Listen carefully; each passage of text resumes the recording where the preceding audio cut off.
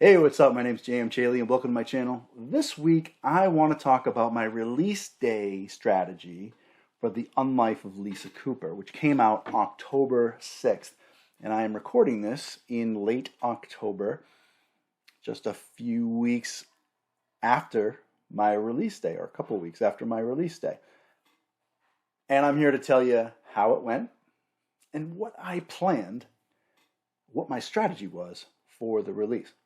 But before I get into that, I want to talk about The Unlife of Lisa Cooper itself. Of course, I just literally said it came out on October 6th. It's out in the wild, my debut novel, my collection of my Kindle Vella series, all 40 episodes crammed packed into a novel. It is out there in the wild right now, available in paperback, hardback, and ebook, wherever books are sold. So you definitely want to go check that out. Lots of vampire action and fun with a wee bit of cozy and romance. So a little background on the Lisa story, series, book, novel, everything, right? If you don't know, The Unlife of Lisa Cooper was a Kindle Vella series. This was published, I published the first episodes in late June of 2022, and I finished the series with episode 40 in March of 2003 this year. It was a hell of a ride with The Unlife of Lisa Cooper. I was in the top faves for 13 weeks in a row, 17 weeks total. That's the top 250 titles out of tens of thousands of Kindle Vella titles. So I thought, wow, this is amazing. You know, it was well received. I got lots of love and support, and people just said so many kind things about it. So in August, I had all of Lisa kind of wrapped up. And I'll go in, I did a whole video on editing that and my whole process. I'm not going to go into that again. But I was pretty much ready to be able to release it in September, this past September. But I chose to do it in October instead for a release because I wanted to take all of September and do marketing. And what marketing did I do? Really, I just posted on my social media accounts. I posted on Facebook. I created graphic images in BookBrush. Lots of people use Canva. I could have used Canva too. You know, like I did a countdown for the last, whatever it was, 10 or a dozen days, 12 days till The Unlife of Lisa Cooper is released, 11, 10, 9, right? All that kind of stuff. Leading up to it, I made some videos and stuff, little 30-second videos with the Unlife of Lisa Cooper theme song playing in the background. So yeah, it was a lot of campaigning, a lot of it's coming, it's coming, it's coming to kind of build the hype and hopefully the excitement among the folks that follow me on social media. So when release day happened, I was shooting for a bunch of sales. So here's what my strategy was on a very high level. I didn't offer a pre-order at all. Why is that? Because Amazon does not count your pre-orders towards the number of sales. It counts towards whether you're going to be a top seller or not. And that was my goal, to become an Amazon top seller. And the criteria that I found for that, the only criteria I found for that was that I had to sell a certain number of books in a certain amount of time. So a lot of books in a short window. What I couldn't find were any specifics when I did research. If you know, I'd love to know in the comments. Maybe I missed it, but I couldn't find like if you sell, X number of books in a day or a week or a month, you become a top seller. I couldn't find anything like that. What I did find was when I released my book, it did rank my book in the number, right? We've probably seen this before, right? So ranked, so however many thousand out of this many thousands of titles in, a particular genre. So on midnight of October 6th, my book was released and hit the wild as far as Amazon was concerned, and I was ranked somewhere around 23,000 something out of however many books in, this was of all books that Amazon carries. So how many books does Amazon carry? Hundreds of thousands, I'm sure. A million? I don't even know, right? So 20 something thousand was pretty good. But I think that was just the virtue of me releasing a book. The new guy, oh, this is new. I actually did make a sale sometime around midnight. And that was in South Korea because it was already tomorrow in South Korea. So I saw that there was already a sale, and I thought that was really cool. I'm like, hey, I got my first sale. But yeah, I was ranked 23,000 something out of all the books. So I'm like, okay, I'll take that. That's a good start. So all the next day of release day, I was watching it. Probably watching more than I should, but I was really watching my ranks. And I was making the assumption that I needed to get into the top 100. And the reason being is because when it ranked my book out of all the titles, they had another link adjacent to it that said, click here for the top 100. And I was thinking, okay, is that the magic number that I need to get to? Maybe. The next day, my genres kind of kicked in a little bit. So now it wasn't just showing me my title ranked out of all the books. It was, my rank among all books, my rank among urban fantasy romance, my rank among vampire romance, my rank among action romance, right? So now romance is a sub-genre of mine, so I'll take it, and I think it was ranking in those places because, let's face it, romance is the most popular genre everywhere, so it made sense that Amazon was coupling my other genres to romance because that's the seller, that's the ranker, right? So I'm like, great. And on that second day, I'll say October 7th is when my most of my sales really started coming in, because that's when people were like kind of getting around to it. I'm posting on social media, hey, it's out there, here's the link and all this kind of stuff. And people didn't immediately drop what they were doing on release day and buy it, but by the 7th, I started seeing the bulk of my sales. So by noon the next day, this is October 7th now, I was ranked 4,000 something. So I had dropped from 23,000 to 4,000 something out of all books. I'd made several sales. It was literally like 7 or 8 books. That was it. By 3:30, I had dropped to like 1,000 something.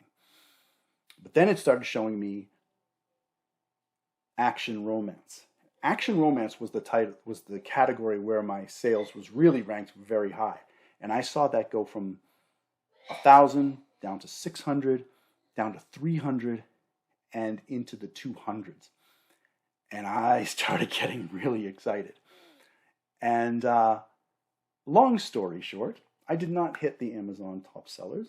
That's okay. I sold a wonderful amount, and I got a lot of love and a lot of great feedback and encouragement and, pats on the back and, my family showing up to purchase and my friends and folks in the writers community and folks from the wild, which was great.